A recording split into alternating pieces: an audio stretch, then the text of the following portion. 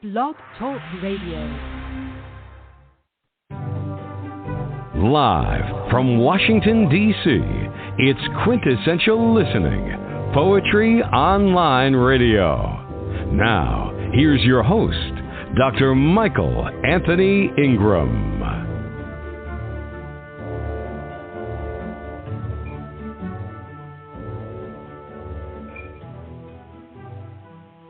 Good evening and welcome to the program.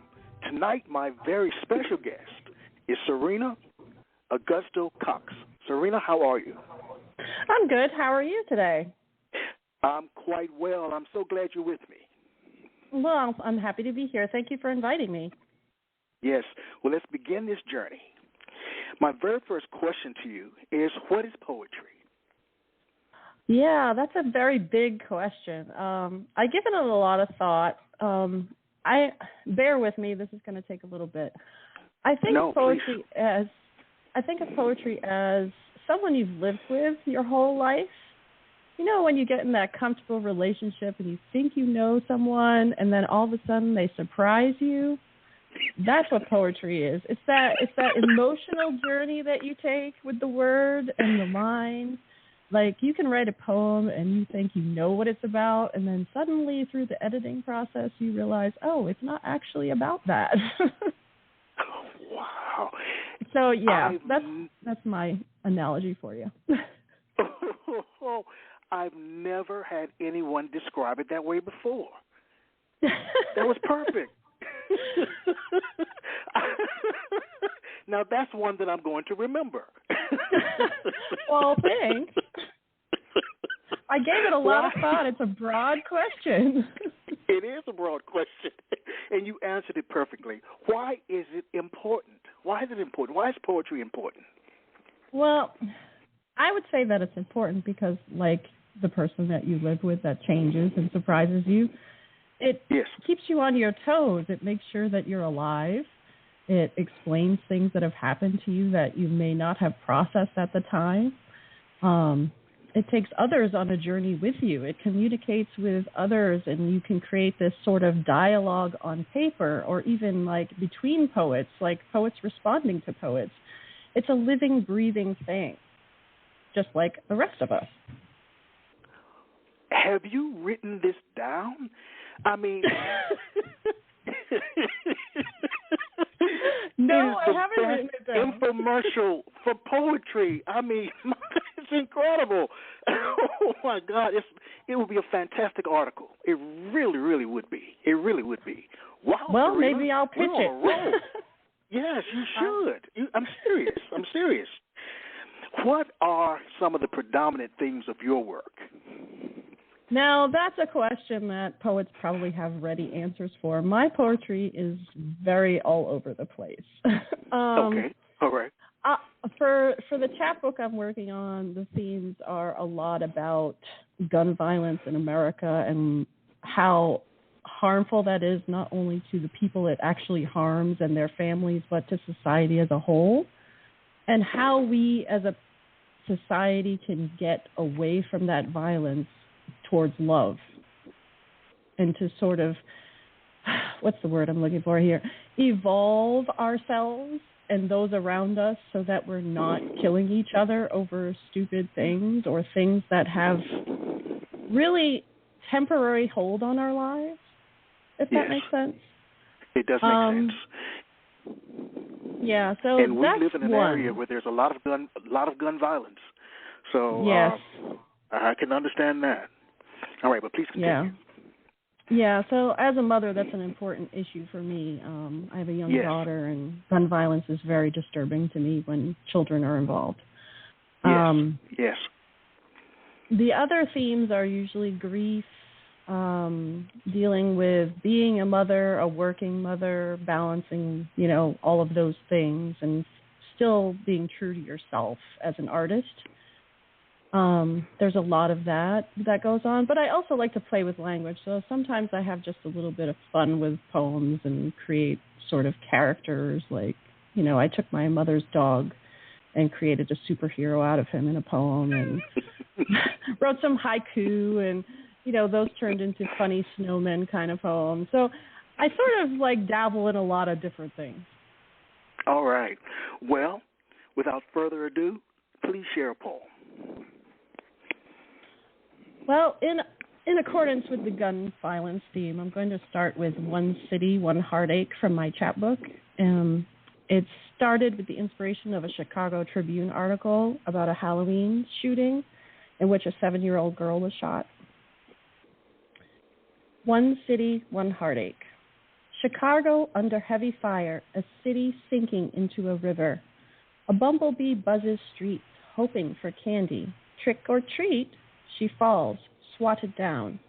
Harsh words batted, bullets flying, boys with beats. A broken bee in their wake, critical, turgid flowers floating in the river. Thank you. Wow. Very powerful. Yeah, those stories really, really get to me when I see them in the news or hear them on TV, and it just starts me writing. Well, let me ask this question then. How does a poem begin for you? With an idea, maybe that's it, a form, or an image? Or all three, because you already answered it. Yeah, it's sort of a combination of things. If it's a news story or something I've seen in the paper that really grabs my attention, it's usually the story itself or, the theme that comes out of that. Other times it could be I'm walking and I observe something unusual and I'll just write that image down and later it becomes a poem. And then there's the 3 a.m. muse, I like to call it, where I'll be sleeping and I have to get up out of bed and write in my notebook whatever line has come to me in my sleep. And my husband could tell you it's really disturbing because I'm just like in the bathroom with the light on, writing down in my little notebook. But yeah, and then those become poems as well. So it depends. Like my mind is just sort of always looking for something to talk about. All right, very nice. All great writers have great writing influences. Who are some of yours, and what makes them great in your eyes? Oh, there are so many. I guess as a kid, I would have said Frost because I'm from New England. You can't be a New Englander without knowing Robert Frost.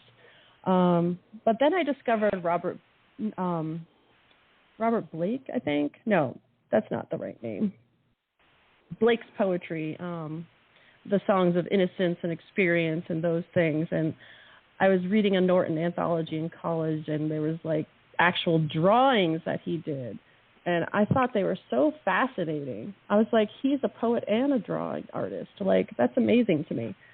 And then, later on, as I read more contemporary poets, I would say a lot of them are from immigrant stories, like Wang Ping and her My Name is Immigrant is very important to me because she tells the stories of immigrants who have come to this country and struggled, and some of them have died in that struggle. And then you have people like Yusef Komunyakaa, who I read in a Vietnam War and literature class, and I just love the way that he has such musicality and imagery in his poems. And they always create this image that you think it is, and then by the end of the poem, you're like, oh, it's something bigger than that. But I also like people who play with the genre a lot, like Claudia Rankin and Arissa White. They expand the poetry genre, creating memoir out of it, creating like political speech, those kinds of things. And then some of my other favorite poets are like Jadine Hall Gailey, who writes a lot of sort of speculative fiction type poetry where there's this sort of apocalyptic world, or where in a comic book and the characters are alive and breathing. So I sort of read a whole wide range, and I find that fascinating because there's so much out there. It's like fiction. You can pick up a fiction book and think you know the story, and you don't because the writer has some other take on it. So it's almost like that. Here's the $1 million question for you. What favorite poet do you wish would be your mentor? Oh, wow. Or could have been your mentor? Could have been my mentor? Jeez. I don't know. I mean, my mentor in college was Fred Marchand, and he was a Vietnam War poet and one of the first conscientious objectors. And he was a great teacher. I've also worked with Melanie Figg a lot on different courses, but I would have to probably say Janine Hall Gailey, only because I admire her poems so much, the imagination in them. I would just love to take a class with her and have her mentor me. It would just be fascinating to me because her mind works in such a different way from mine. Like, it's so fantastically based, whereas mine is more reality-based. Okay. Sounds good. Please share another poem. Sure. I'm going to share an older poem that I wrote a long time ago when I was a very young poet and very concerned about what actually is this poetry life. It's called Sacrifice. Sacrifice. The voice screeched above the river like a noose-strangled finch. Sunny weather couldn't placate her writer's mind. It whipped and swirled like a viper stalking prey, ran her ragged as she balanced on a unicycle in busy Central Park. The white makeup streamed, black teardrops on her skin. The muse had taken hold of her mime. Trapped, her arms stiff against the wall. The crowd gathered, threw dimes and nickels in her hat. They faded, her mind stilled, an undisturbed pond. She placed the change in her pocket, dragging toward the apartment, the cardboard under the bridge, the dark tunnel of her muse. Her spiral notebook with ink-scrawled lines of poems, finger-smudged and dying on her shivering lips. Thank you. Wow. I want to allow that one to sink in. That was beautiful. I could see. That was a very dark time as a poet. I was not sure that the poetry life was going anywhere. Yes, I can understand. Well, speaking of going anywhere, what was an early experience where you learned that poetic language had power? Oh, boy. That's a good question. I guess a lot of this stems from my Nana when I was younger. She basically fed me books as a kid. I was allowed to like peruse the stacks and pick anything I wanted, and one day it was William Shakespeare's Macbeth of all things. And I did not understand anything that was going on at the time because I think I was like maybe 10, maybe 11, I'm not sure. But it was the language, it was the way that he said things that I was like, oh, wow, you can talk like this and people like, will listen to you. Because, Shakespeare is this famous guy, like, yes. So then it sort of got me on this journey of, okay, well, maybe I should start writing those things. And I found a book of Keats, and I started writing a bunch of odes. And that was just like, and they were odes to, like, my friends, like ode to Sarah, ode to, Jen, or whatever it was. And they were not good poems, but it was fun to experience and try to write those words and be like, hey, I wrote this poem about you. And they would read it and they would be like, oh, thank you. So it was kind of one of those things where I kind of fell into it by reading first and then writing after. All right. You made the statement that they were not good poems. What is a good poem? And I know it's subjective. What's a good poem? Well, I'm going to say this in my way. It's just that I personally am not a rhyming poet, and those poems were rhyming poems, and the rhymes were just very predictable and just, they were bad. Okay. They didn't speak to the subject at all. It was just to make the rhyme happen. Okay. But now it's more writing the poem with purpose. I know I have this thing to say. I know I have this, thing that I need to get out. And how can I do that in image and language in a way that's going to say what I want to say in a poignant way and not be muddled? If that makes sense? And not make rhymes just for the sake, not make rhymes for the sake of making them. Right. You are the perfect guest. Do you teach classes too? No, I don't, actually. Why not? I don't know. I just don't, I guess. I'd take a class from you. Well, thank you. That's a compliment. Well, does writing energize or exhaust you? It depends on the day. Some days it's very energizing, but on other days it's the poem that decides whether I'm energized or not. Like if a poem is going really well and I know where this is going and I know what I'm saying and I know that everything is working in the poem, well, when I hit a roadblock, that's when the energy just starts to be like, I'm going down here. And that's when I know I have to put that away, leave it in a drawer, and look at it later. Okay. Well, look, let's take a brief break, and we'll be right back. Sure.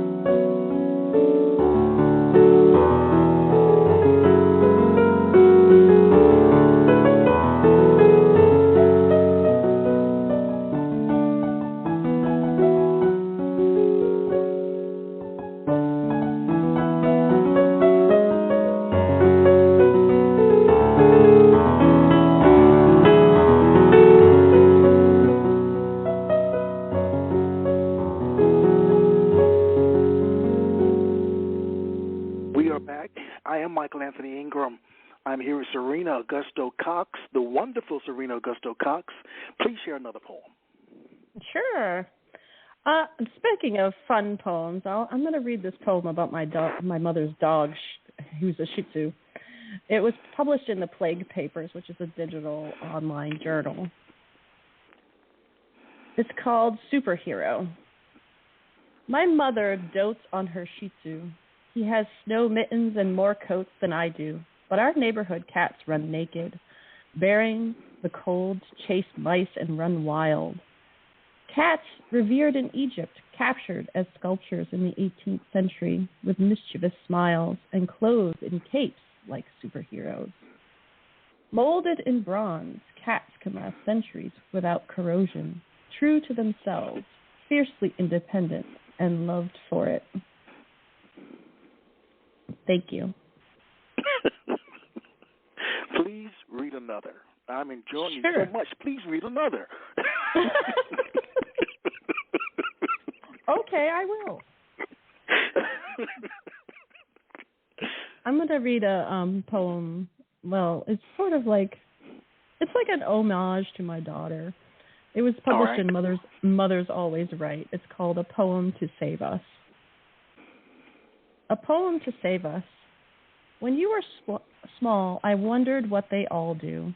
What if she never grew another inch? Would she be a petite Emily Dickinson with a large vision constrained by her small world? Or from below reach further, striving for more? I've dreamed a World War Z reality, where she'd be overlooked, living long, making the call. She'd set the world right, blaring her freedom trumpet like the fireworks exploding on the page. A poem to save us from ourselves. Thank you. To you, what are some of the most prevalent ingredients that go into this concoction that we call a poem? What goes into the makeup of a poem? Oh, wow. What's the recipe of a poem? Yes. First, I would say human condition. And that can be something that has happened to you, an experience, an emotion, a moment of time. It could be any of those things. So once you have the human condition, you can start to build a world of imagery that speaks to that condition. And then once you have that imagery in your mind, you carry that through the poem in a successive way. So you can start with, let's just say trauma, for example. So you start with a trauma. And then you create images around that trauma, and you build from there to explain how that trauma has shaped that human condition. And what maybe you can even learn from that, or you could even leave that open to the reader to decide on their own. That would be my best example of a recipe. All right. You know, they say that to see the world with complete honesty, one should look to comedians, artists, and poets. What do you think emerges naturally from your work? Oh, gosh. What emerges naturally? Probably imagery, most. Mm-hmm. I have a little trouble with the whole evolution of the condition. Sometimes the poem kind of gets stalled in the middle. Mm-hmm. All right. I've even heard editors tell me, your first dance is great, your last dance is great. What's going on in the middle? So there is that. I mean, it's just one of those things. It just, some poems come out really great the first time, and then others, I just have to work on them a lot harder. Well, you know, you made the statement earlier about poetry being like a living creature. Yes. Some poets claim that a poem is like a living creature. Once it's out there, there's not much you can do to correct or improve it, while others edit meticulously, not leaving much from the original draft form. What is your take on it? I think that depends on the poem. It's poem dependent. Okay. All right, talk to me. Tell me more. Let's put it this way. An editor asked me to contribute poems to the Love is Love and Anthology for LGBTQIA and Teens. Okay. It's an anthology that, you know, all the money raised goes to the Trevor Project, which helps, you know, teens not see suicide as a solution. Yes. And when I wrote those poems, they came out of me naturally, and I did very little editing because I was passionate about the project, and I was passionate about what I wanted to say. When it comes to things that are broader calls from journals, for instance, like when I wrote poems for the This Is What America Looks Like anthology, I wrote a series of poems, but they only accepted one from that series for the anthology. And I think it's the best of the series, and they selected the right one. But it was, I had to go through those drafts of the other ones in the series to get to that one, to get to what I really wanted to say. And some poems are just like that. Well, some are a combination. Sure. All right. Please share another. The next one I'm going to read is called Death of a People. It's printed in Broadkill Review. Death of a People. Ash of mountain, silt riverbed in toes, rain pelting my bare back. I emerge from jungle, bright light, orange glow, thick air chokes. Unable to speak, my eyes blink, water. Voice vacant, uncontrolled burn, charred vocal cords on tape. Language stolen by fire.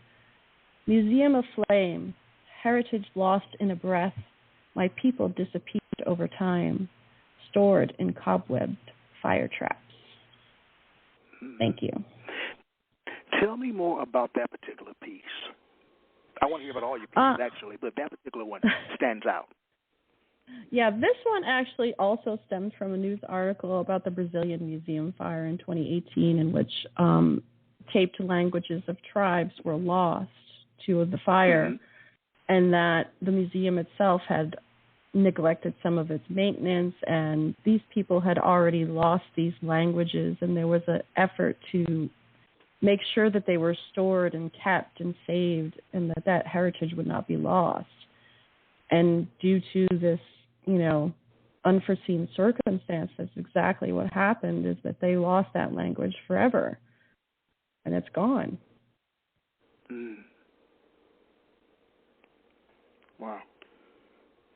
And you're right, once language is gone, it's hard to replace it. Yeah, sometimes especially you never can replace it. Yeah, especially when no one speaks it anymore. Yes. Wow. Please share another poem. Sure. I'm going to share this poem. I'm going to try to read this poem. I tried to read this poem once and couldn't do it, so we'll see how it goes. It's about my grandmother. Right. She passed away at the time that I wrote this poem. In Portuguese, we called her Vavá, which is sort of a English Portuguese version of grandmother. The poem's called Pergola and was published in Bourgeon. Pergola. I never grew out of cookies and milk. I grew in, someone reflective, not out loud. Even behind the smoke, I saw wheels turn and wondered, where had you gone? Perhaps it was the oceans of your youth, a brave island against the rough Atlantic, where the Portuguese language carves out its own beauty through a face and a knitted family. Your arms glide through the pool like you slice tomatoes into salad. How light cut through the grapevine pergola. That trip we took together to the Azores opened my eyes to the backbone you were, a set of vertebrae to hold a family strong. A woman with many joys taken at all hours after siesta, with coffee and cake in the midnight talking hours, laughter that woke me with a smile. I knew then what I realize now, like the smoke we fade, dissipate into the atmosphere, touching brief lives, impart advice, grace that layers beneath a foundation on which I stand, wavering in this morning. Thank you. That was beautiful, Serena. I'm glad I actually read it without crying. So, hey, that's a plus. Yes, it was beautiful, beautiful poem. Do you think that Thank you were you. meant to be a poet? Were you meant to be a poet? Well, here's a funny segue to that. So I've always written since I can remember. My Nana, who is not that Nana in that poem, but a different Nana, she gave me a typewriter when I was, I think, 7 or 8, and she just sat it down and at the kitchen table, and she said, "Go ahead, write whatever you want."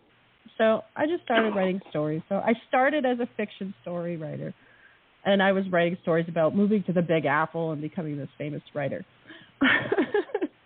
But then... Wow. Well, then... I want your childhood. Yeah. Wow. Well, what I didn't realize at the time is that typewriter was her typewriter. And when she passed and I got to keep it, I found inside the pocket, because it was a travel typewriter, that she had written poems herself. So until she passed and I had received that typewriter, I wrote poems. I would send them and, whatever. And I did go to school writing poetry, and, I had a lot of seminars on it and things like that. But I'd never considered was I meant to be a poet until I saw that she had written those poems and they were stuck inside that pocket of that typewriter. What about that made you say, yes, I was meant to be a poet? I don't know. There's some kind of connection to that typewriter and those poems that she wrote that she tucked away and showed no one. That made me say, I've been writing and showing them to no one. What can I do that's different than what she did?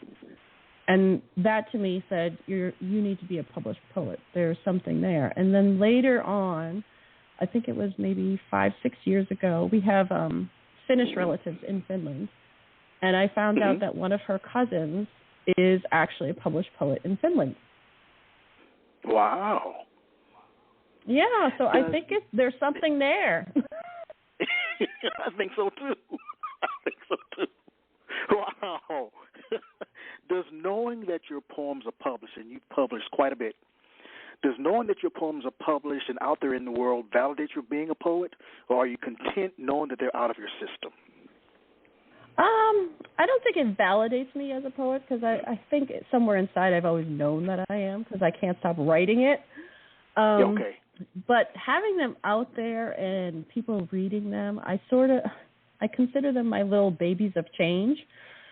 So I'm thinking that maybe when people read these poems, that it'll give them pause to think about things in their everyday lives and change things that they're doing that could cause some of the things in my poems to occur. Wow. Your thinking process is so clear to me. It's clear as a bell. Well, thank you. I'm glad. Sometimes I'm not so sure I'm clear to myself, but that's okay. I could listen to you. Like I said, you're a walking infomercial for the good life. Oh, my goodness. Please share another poem. Sure. I'm going to share another poem from Bourgeon. It's called Schoolyard Games. Schoolyard Games. 1. Huddled, still too many of us for the old oak to hide. We wait, silent. Tap, tap, tap our shoulders. Giggles erupt. 2. Crouched under the desk, knees up, heads down. We have to remember, be still, be quiet. Cover our faces, shades drawn. 3. Dashed. We're a scatter of birds looking for home base, running fast, evading capture, freeze when touched. Now we're living statues. 4. In schoolyard games where the criminals are our own and pop guns shoot real lead, tiny chests heave until our bodies lie still, outlined in crimson. Thank you. Perfect. Do you have a writing group or community of writers? I do, actually. I do. Well, tell me more. I do. It's a group of us who are in the Gaithersburg area. I think one of them has been on your show. That's Kristen Farragut. Yes, Kristen. Yes. Yes. And she's having her book launch party today for Escape Velocity. Yay, Kristen. All right. Well, congratulations, Kristen. And we also have Luther Jett, who's also a well-known poet in the area, and Lucinda Marshall, and Eve Burton, and Fran Abrams, who's also a polymer artist. She has some fascinating work. She would be awesome to be on your show. Okay. But, yeah, we have a great little group of poets, and we share our work with each other and workshop it, and we just have a good time. All right. Share another poem. Sure. I want to stick with your poetry. Share another poem.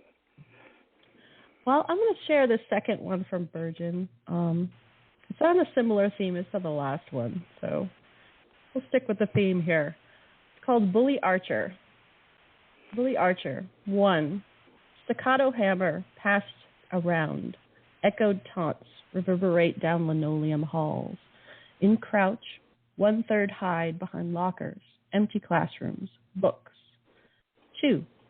Rushed, herd of cattle, corral just ahead, the waiting teacher. Dogs nipping our heels, growl, howl. Shaking student limbs and skin. Cower and wait. 3. Bully bowmen's arrows outside of class. See their arrows bounce and fall. A chink grows. Eventually the bullseyes hit. Scars to bury. Fester. Internalized guidance. Deadly archery of the heart. Thank you. Here's a question with a very large scope. Uh-oh. What does being creative mean? What does being creative mean to you? Being creative. What does it mean?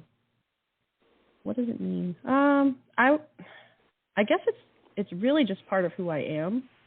I can't not do that.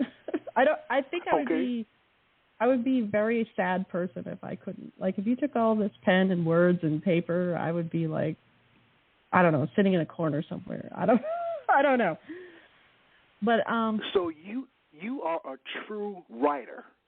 You've been writing since birth. You know what I'm saying. You've been writing. I know what you're saying. Yeah, I've been writing. I also write and edit for my day job too, so it's kind of just who I am. Completely different thing than poetry, but it's just part of who I am. I don't think I could do anything else. There was a brief moment of time in my life where I wanted to be a lawyer. Mm-hmm. And then I said, yeah, no, I can't do that. I can't sit and argue with the, laws of the nation all day. Well, with that in mind, what do you want your poetry to do, and where do you want it to go? What do I want my poetry to do? You've been writing all your life. What do you want it to do? I wanted to create a dialogue that moves society in a better direction. I want a humanity that is less segmented by hate and discrimination, and I want more love in the world. I would love to see more acceptance of others. You may not agree with what they're doing with their lives, but it is their lives. Let them be.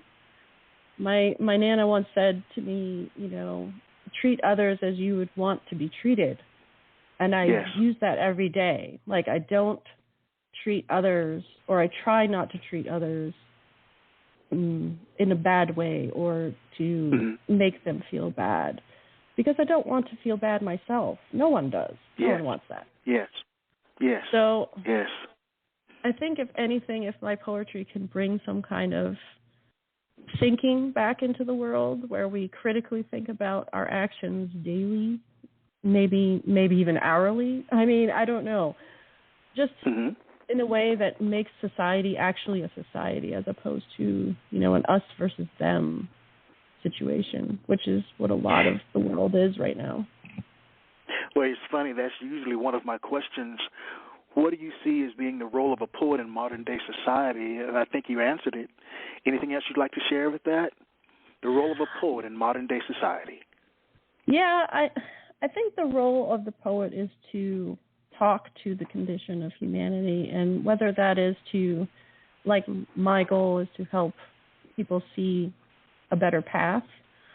It doesn't necessarily have to be that. It's just poets can just speak to what they see and shed light on what they experience and bring light to other situations that maybe people are not aware of. And that poem says, it's like an aha moment, like, oh, there's someone like me out there, or, wow, I never knew anyone felt like that, kind of thing. Well, what kind of advice would you give to an aspiring poet who's afraid to write, who's afraid to share his or her work? Never be afraid. Why not? Never. Tell me more. Why not? Why? Your voice is important. Your voice is unique. It should be heard. It does not matter who you are. You have something to say. You have a brain. You're thinking. You're acting. You're experiencing. You're out in the world. You're interacting. You have things to say. Your voice is important. And your interaction with someone may not be seen by that person the same way that you see it. They may not understand that your perspective is different. They might not understand that what they said hurt you. They might not understand that what you said inspired them. There's a lot of things that we do daily that we don't realize has a reverberation to those who we talk and interact with. Like, one story I'll share with you is I met an author. She claims to not be a poet, but if you read her fiction, she's a poet. I'm sorry. Beth Kephart is a poetic prose writer. That's what I'll call her. And when I met her the very first time at a book expo, she inscribed my book to the poetess, and I will never forget that. To the poetess. Wow. Yep. I will never forget that. Me. Wow. Yep. Let's take a brief break and we'll be right back. Okay.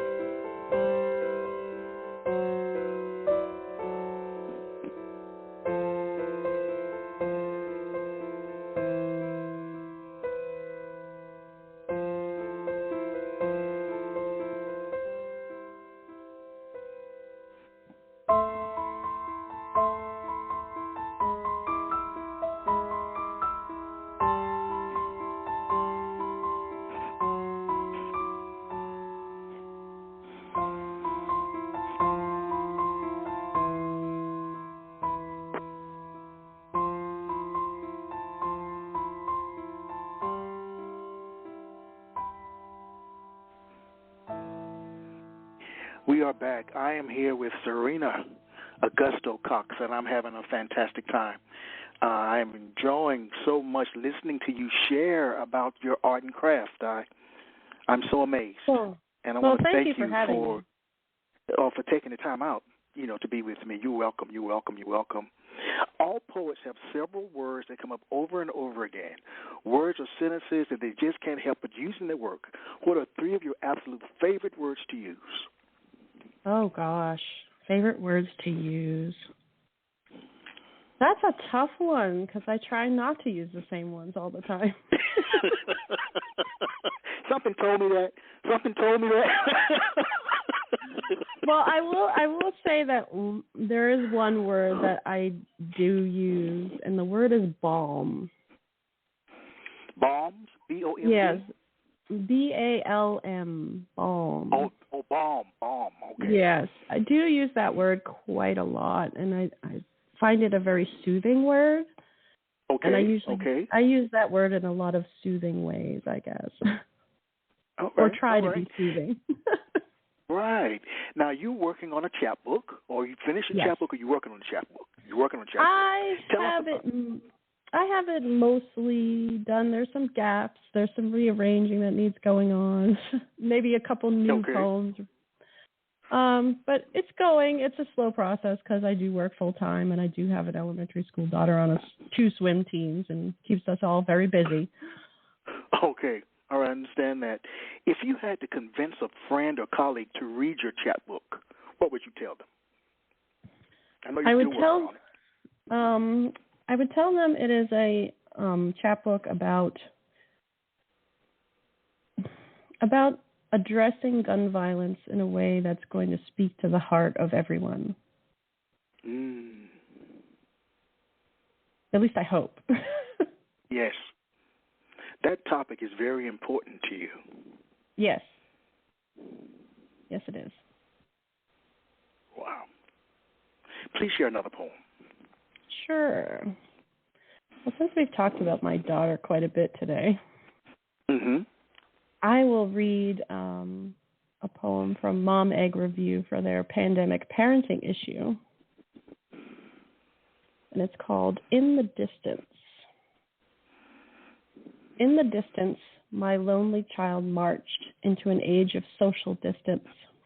6 inches between her and her friends, a digital letter across oceans. Squeezy hugs, tag, games turned to closed-door sessions, doll drama on YouTube, scavenger hunts viewed. Alone, child shouts at her parents, cries in an empty room full of toys, books, and ghosts of sleepovers. March us back to birthdays when friends shouted, told secrets behind doors, giggled, and ran hand in hand through screen doors. Thank you. You're a poet, and you know it. That rhyme, actually. Oh, my goodness. Hopefully, you know it. What have you learned? What has surprised you most about being a poet? I used to think it was very solitary existence because I wrote a lot by myself. Yes. Okay. And then I sort of fell into this workshop group, and I realized it's really not as solitary as you think. There's sort of this, you have to find your community, your supportive group who are willing to read your stuff when it's like really rough, and be honest. Yes. Like, be honest about, well, this isn't working. Like, you need to do something here, or like even suggest something that might work better.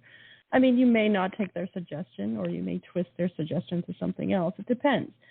But when you have that community, and you can, because like I said, poetry is a dialogue between you and the reader.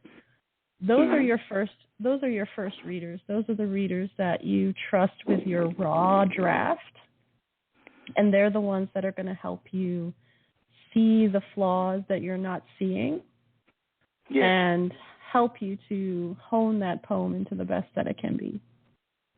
But I could say, Serena, I have the hardest time with feedback because I poured my heart into that poem, and now somebody wants to cut it off and destroy the good parts of it. Well, what should I do? This is the thing about feedback. This is what I learned from Fred Marchand at Suffolk University is you workshop a poem, you read your poem, and anyone who gives feedback will tell you one good thing about your poem that they loved and one thing they think you can fix. Now, you may not agree with everything that they say, and you may not agree with anything that they say, and that's okay, too. You just have to not take it personal. It's their reaction to your work. And then that reaction is something that will be in the back of your mind, and eventually, even if it's not right that moment, you'll say to yourself, well, if they're having that reaction, maybe others will, too. Maybe I should take a second look. So sometimes it's not so much immediately fix it as take that time to digest, think about what they're saying, even just let it sit for a bit.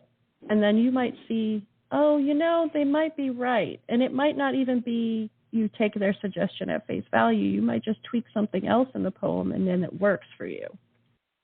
Okay. The publishing process itself can be brutal. Yes. What are your thoughts on it? Okay, this is going to come from advice from another awesome poet. His name is John Sibley Williams. I took an online course about poetry submissions to magazines, and if he ever offers it again, and you'll see it on Facebook or on his webpage, or if you subscribe to his newsletter, definitely take this class. It was so helpful. Okay. Basically, he has a completely different approach than most people. Most people want to read the magazines and target specific ones. Now, I personally write themes all over the place most of the time, and collections take a longer period of time for me to put together because I'm so all over the place. So for me, this method works, is you choose the top tier ones that you want, that you would love to be in, and then you find some magazines that are mid-tier, whatever you want to call them, and then some of the sort of, I don't want to call them low-hanging fruit, but the ones that, seem to publish. Right. Some of the magazines seem to publish just about anybody. Let's just put it that way. Okay. And you submit your poems, and, you're going to have to read the guidelines and make sure everything fits and all of that. But you submit your poems to as many magazines as you can find that you really would love to see your work in, whether it's because it has a great artistic look to it, or it has poems like yours, or there's themes that they have that are similar to your work, whatever it might be. And you just send out like 20 submissions of the same poem. Make sure they accept simultaneous submissions because some don't. I try to avoid those because I just can't wait 7 months for someone to decide. Right. And you make sure you simultaneously submit to a bunch of journals your poems, and then you just wait. And someone will pick it up. It may not be that top-tier journal that you really, really want to be in, but it'll be published, and people will see it, and it'll be online, and you can share it, and it'll get a wider audience just by that. Wow. Yep. And that's good advice. Yeah, and you can create a spreadsheet, and if you're as organized as I am, or as he is, because he's way more organized than I am, and you can write, okay, I went to this journal, these are what I submitted, this is the date I submitted it, and then, you can move them to the rejection tab as they're rejected and move them to the acceptance tab as they're accepted, and it's just a process of, elimination, basically. But if it's rejection, that hurts the system. Yes. Well, okay. I have a story about that as well. Okay. So in college, I submitted quite a lot of poems, and I had a little bit of success, and then I got a ton of rejections, tons and tons and tons. So I stopped submitting for 20 years. 20 years. I stopped submitting poems. Yeah. That was this was 20 years of wasted time. Because that is a long what time. I realized in that 20 years was I had still been writing, but they were sitting in the desk. No one was looking at them. No one was seeing them. They were nowhere except with me, which is fine. Right. Maybe that's all you want to do. But I didn't want to be my Nana. I didn't want to hide them in the drawer and the envelope and all of that. I wanted them out in the world. So I picked up my internet and went back to work. And now in the last, 3-4 years, probably since 2015, I started really doing them periodically. I guess I've had quite a lot of success just by using John Sibley Williams' method.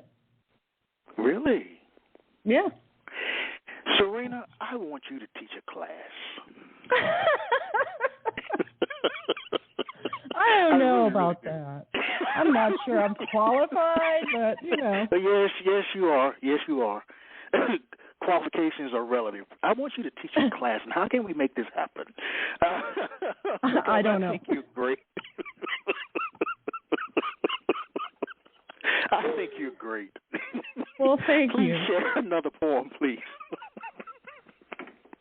I'm going to share some lighthearted, funny haiku I wrote long ago. I think these were published in 2003, somewhere around there. Okay, so I'm just going to read the 2 haiku, and then you can see what that's like. -20, frozen tears on my eyeball, the wind swept you out. And the second one is white skin, concrete head, red nose chilled with wind, stubborn, glued to you. Thank you. I like those. So what do you like about writing haikus? What do you like about writing haikus? I love writing haikus because they're so short, and it forces you to think about every word that you choose. It forces you to distill what you want to say in so few words. It's fascinating to me how much you can say in those 3 lines. Now that's true. Hadn't thought about it like that, but you're right. How much you can say. Yep. Share another poem. We've got time for maybe 2 more. Okay. I will read one of these poems from the Love is Love, an anthology for LGBTQIA and teens. And you'll probably hear the word the balm. Okay. Especially since it's called The Balm. Okay. The balm. Love is like a balm. Cover the burn of hate. An aloe's clear glaze swiped over skin to cool.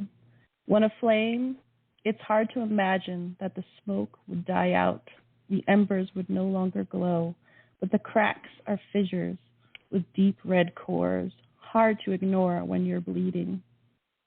That blood stains darkens with time, but the searing pain stays, a memory never lost to age. Imagine your arms as they curl around your shoulders, envelop you, fold you into child. You're brought back to innocence, a time when hope was nameless and the balm was everywhere. Thank you. Wow.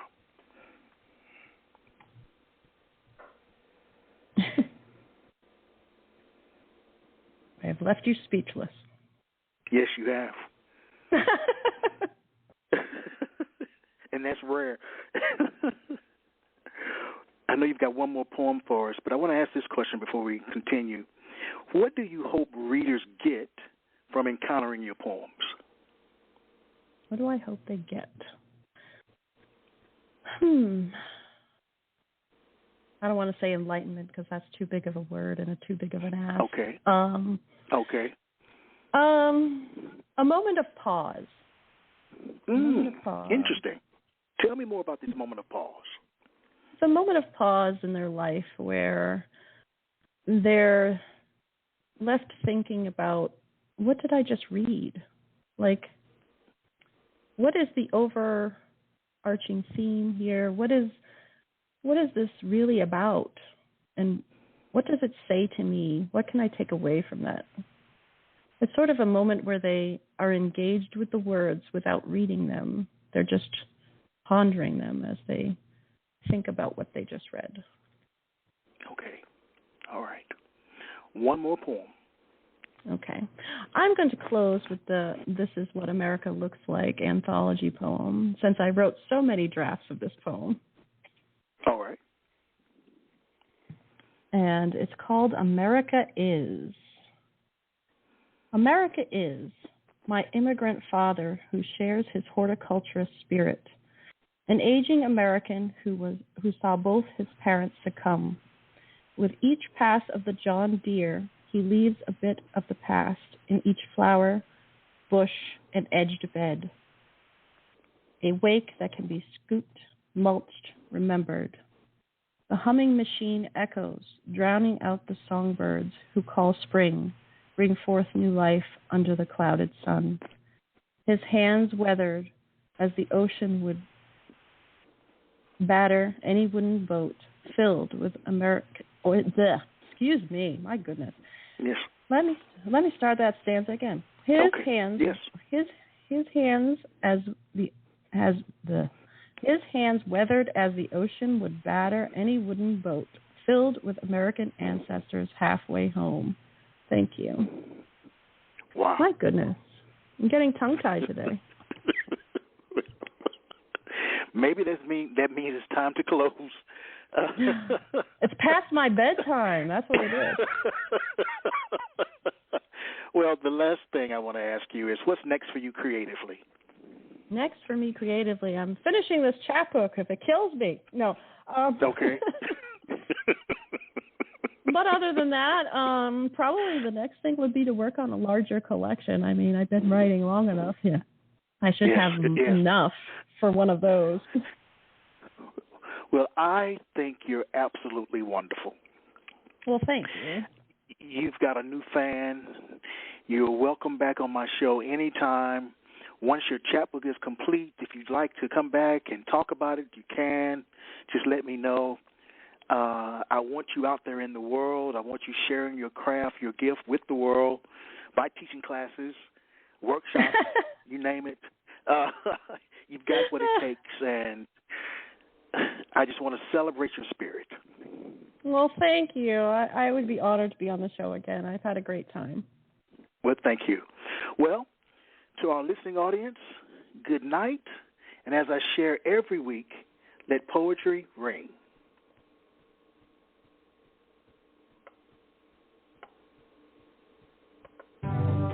You have just listened to the Quintessential Listening Poetry Online Radio Podcast with your host, Dr. Michael Anthony Ingram. Subscribe to our podcast on iTunes, Spotify, or Stitcher. And make sure to catch our next episode.